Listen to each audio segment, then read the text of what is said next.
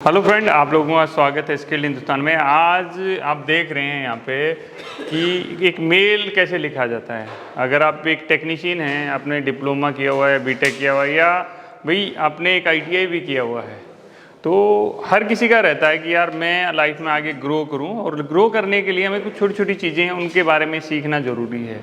जितनी important technical चीज़ें हैं लाइफ में आगे जाने के बाद, उतनी इम्पोर्टेंट ही हमारी इस तरह की चीज़ें भी हैं कि आपको रिपोर्ट बनाना आना चाहिए अच्छी तरह से। भाई कोई प्रॉब्लम हो गई है तो अपने सीनियर को इन्फॉर्म करना आना चाहिए, आपको मेल लिखना आना चाहिए। तो ये वीडियो काफ़ी इम्पोर्टेंट है, एक बार देखेंगे तो आहिस्ता आहिस्ता समझ में आएगा। जिन लोगों की सर मेरी तो इंग्लिश बहुत वीक है, तो कोई इशू नहीं दोस्त। अगर आपने टेक्निकल की चीज़ें सीखना चालू किया तो आज सीख गए हैं, उसी तरह ये भी सीखना चालू करेंगे आज से आहिस्ता आहिस्ता, तो ये भी सीख जाएंगे। हम बात कर रहे हैं भाई, आज एक प्रॉब्लम है, टेक्निकल प्रॉब्लम है कि एक डीजी है, डीजी में कुछ प्रॉब्लम आ गई है, डीजी काम नहीं कर रहा है। तो सबसे पहले क्या लिखा जाता है? सब्जेक्ट लिखा जाता है। सब्जेक्ट हमारा जब हम मेल लिखते हैं तो उसके अंदर एक कॉलम रहता है, उसके अंदर लिखा रहता है सब्जेक्ट। तो सब्जेक्ट में से क्या मतलब है? सब्जेक्ट से मतलब है कि हम एक लाइन में या आधी लाइन में ये चीज़ लिख दें कि सामने वाले को ऊपर वाली लाइन देखते ही समझ में आ जाए कि हाँ भाई किस तरह की प्रॉब्लम है। तो हमने ऊपर जो हेडिंग लिखी है उसमें लिख दिया डीजी नॉट वर्किंग। इसका मतलब क्या हो गया? जिसके पास भी मेल गया है उसको पता लग गया भाई डीजी में कुछ न कुछ प्रॉब्लम है, डीजी काम नहीं कर रहा है। ठीक है, अभी ये मेल भेज किसको रहे हैं? हम ये भेज रहे हैं वेंडर को। वेंडर कौन होता है भाई? जो डीजी को सही करता है ना, यूँ समझ लो कि डीजी के मैकेनिक के पास भेज रहे हैं, डीजी के जो डीजी को सही करता है, जिसको हमने डीजी की एएमसी दे रखी है या डीजी से डीजी का हम काम कराते हैं, उसको हम ये मेल भेज रहे हैं।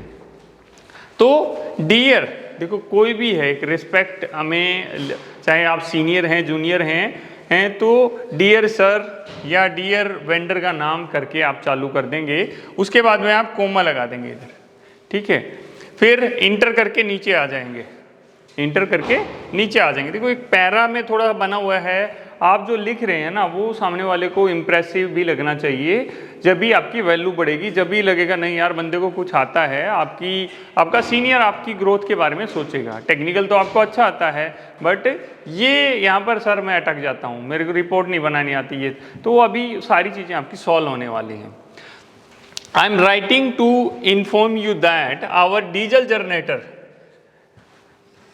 is currently not working। सबसे पहली लाइन में हमने लिख दिया I am writing to inform you। मैं आपको ये मतलब आपको इन्फॉर्म करने के लिए लिख रहा हूँ कि हमारा जो डीजल जनरेटर है, हमारा डीजल जनरेटर है अभी करंटली काम नहीं कर रहा है भाई। We have noticed, हमने नोटिस किया that it is not producing any power. मतलब भाई ये पावर प्रोड्यूस नहीं कर रहा भाई, लाइट नहीं दे रहा है अपने को उसमें। भाई हम डीजी चला रहे हैं, प्रोड्यूस नहीं कर रहा है, लाइट नहीं दे रहा है power, and there is no error message. भाई क्या होता है अगर कोई प्रॉब्लम है तो हमारा जो ईसीपी होता है या जो इलेक्ट्रॉनिक कंट्रोल पैनल या कहीं एरर आते हैं वहाँ पर कुछ न्यूज़ दिख जाता है, बट वहाँ पर कोई मैसेज भी नहीं दिख रहा है, कोई वार्निंग की लाइट नहीं जल रही है ऑन द कंट्रोल पैनल पर कोई लाइट वाइट भी नहीं जल रही है। वी हैव ऑलरेडी चेक्ड, भाई उसको ऐसे ही थोड़ी है, उसको बताना ही पड़ेगा ना, हम टेक्नीशियन हैं तो कुछ चीज़ें तो हम ऑलरेडी चेक करेंगे। भाई डीजी स्टार्ट नहीं हो रहा है, चल नहीं रहा है या कुछ भी है तो क्या करें? We already check the fuel level, हमने तेल चेक कर लिया है, उसके अंदर भी तेल उसके अंदर है, सफिशिएंट है, and made sure that the battery is fully charge, और हमने बैटरी भी चार्ज देख लिया भाई फुल चार्ज है वो, but the DG still not functioning properly. But DG ना अच्छी तरह काम नहीं कर रहा है। देखो एक एक वर्ड है, हमने चीज़ें लिखी भी हैं, अगर ये मेल हमारा सीनियर भी देखता है तो उसको भी लगेगा नहीं यार ठीक है, चीज़ें थोड़ी सी जेन्युइन हैं। वी बिलीव दैट, मुझे लगता है we believe that there is many be issue with the generator. भाई इसके अंदर कुछ न कुछ प्रॉब्लम है तो उसके बारे में हम उसको लिख रहे हैं। With the engine or some, other component, वही चाहे तो इंजन के साथ में या कहीं ना कहीं कुछ ना कुछ प्रॉब्लम है तो हमने उसको लिख दिया, अभी हमने चेक भी कर लिया है, ये सारी चीज़ें हमने कर ली हैं। ये सेकंड लाइन में हमने उसको इस तरह की चीज़ें हमने मेंशन कर दी है। As we rely heavily on the DG power backup, भाई हमारा डीजी के पावर के बिना हमारा काम नहीं चलता। अभी लाइट चली गई तो हमारे पास बहुत सारी ऐसी इमरजेंसी सर्विसेज हैं जिनको हमें चलाना होता है, हम उस पर आश्रित हैं। वी रिलाई ऑन, भाई हम उस पर बहुत ज़्यादा आश्रित हैं, उसके बिना काम नहीं चल सकता है हमारा, पावर बैकअप के बिना, हमारे डीजी के बिना। हाँ, it is important that this issue is resolve as soon as possible, भाई जितना जल्दी हो सके इस प्रॉब्लम को सोल्व करना है। Could you please arrange for a technical visit, क्या आप एक टेक्निकल विजिट आवर हमारी लोकेशन पर आप एक टेक्नीशियन भेज सकते हैं, our location and assist the problem, और प्रॉब्लम को असिस्ट करने के लिए, वही प्रॉब्लम को देखने के लिए, चेक करने के लिए कि प्रॉब्लम है क्या।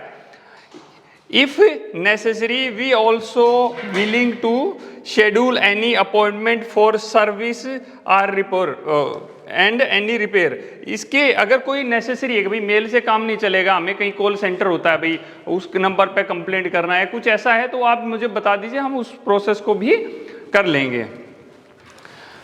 We appreciate your promote attention to this matter and look forward hereby from you soon। तो भाई आप ना we appreciate your promote attention, भाई आपकी जो attention रहेगी हम उसको appreciate करते हैं, आप भाई जो जल्दी जल्दी एक्शन लें हैं हम उसको वी अप्रिशिएट, हम उसको अप्रिशिएट करते हैं। And look forward to hear by from you soon, और आपसे हम चाहते हैं कि भाई इसको जल्दी जल्दी इस समस्या का समाधान कर दिया जाए। तो इस तरह करके हम एक मेल को लिखते हैं, नीचे थैंक यू लिख देते हैं, रिगार्ड्स लिख देते हैं, उसके बाद में आप अपना नाम लिख सकते हैं। तो इस तरह करके ना ये एक पूरा का मेल हो जाता है, जिसमें देखो हमने सारी चीज़ें मेंशन कर दी हैं।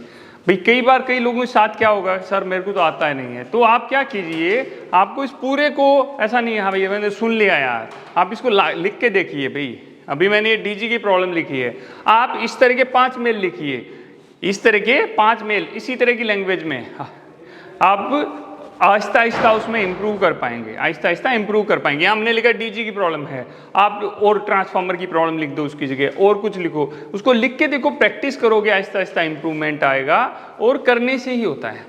हम ये सोचें ऐसे ही आ जाएगा, तो भी हम पहली बार जब हम पैदल चलना सीखे थे, सबसे पहला हमने कदम रखा था, कोशिश के बाद में हुआ था, हमने साइकिल चलाना, गाड़ी चलाना, और अब टेक्निकल चीज़ें सीखी हैं, तो अंदर से इच्छा थी हमें करना है, तो चीज़ें आई हैं और की हैं जब आई हैं।